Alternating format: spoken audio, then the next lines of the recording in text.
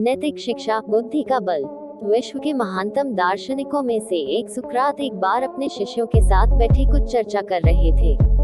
तभी वहां अजीबोगरीब वस्त्र पहने एक ज्योतिषी आ पहुंचा।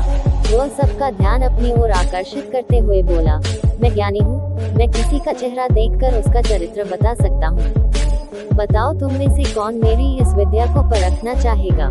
शिष्य सुकरात की तरफ देखने लगे। सुकरात ने उस ज्योतिषी से अपने बारे में बताने के लिए कहा।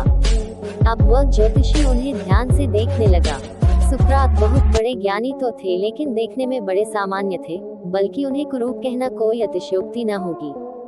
ज्योतिषी उन्हें कुछ देर निहारने के बाद बोला, तुम्हारे चेहरे की बनावट बताती है कि तुम सत्ता के विरोधी हो। तुम्हारे अंदर द्रोह करने की भावना प्रबल है। तुम्हारी आंखों के बीच पड़ी सिकुड़न तुम्हारे अत्यंत क्रोधी होने का प्रमाण देती है। ज्योतिषी ने अभी इतना ही कहा था कि वहां बैठे शिष्य अपने गुरु के बारे में ये बातें सुनकर गुस्से में आ गए और उस ज्योतिषी को तुरंत वहां से जाने के लिए कहा। पर सुकरात ने उन्हें शांत करते हुए ज्योतिषी को अपनी बात पूर्ण करने के लिए कहा।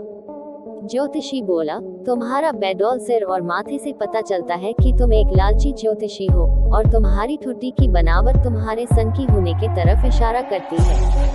इतना सुनकर शिष्य और भी क्रोधित हो गए, पर इसके उलट सुकरात प्रसन्न हो गए और ज्योतिषी को इनाम देकर विदा किया।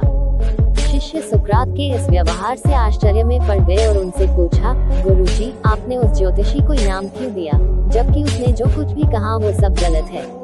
नहीं पुत्रों, ज्योतिषी ने जो कुछ भी कहा वो सब सच है। उसके बताए सारे दोष मुझ में हैं। मुझे लालच है, क्रोध है, और उसने जो कुछ भी कहा वो सब है। पर वह एक बहुत जरूरी बात बताना भूल गया। उसने सिर्फ बाहरी चीजें देखी, पर मेरे अंदर के विवेक को नहीं आंक पाया, जिसके बल पर मैं इन सारी बुराइयों को अपने वश में किए रहता हूँ। बस वह यही चूक गया, वह मेरे बुद्धि के बल को नहीं समझ पाया। सुकरात ने अपनी बात पूर्ण की। मित्रों, ये प्रेरक प्रसंग बताता है कि बड़े से बड़े इंसान में भी कमियां हो सकती हैं, पर यदि हम अपनी बुद्धि का प्रयोग करें तो सुकरात की तरह ही उन कमियों से पार पा सकते हैं।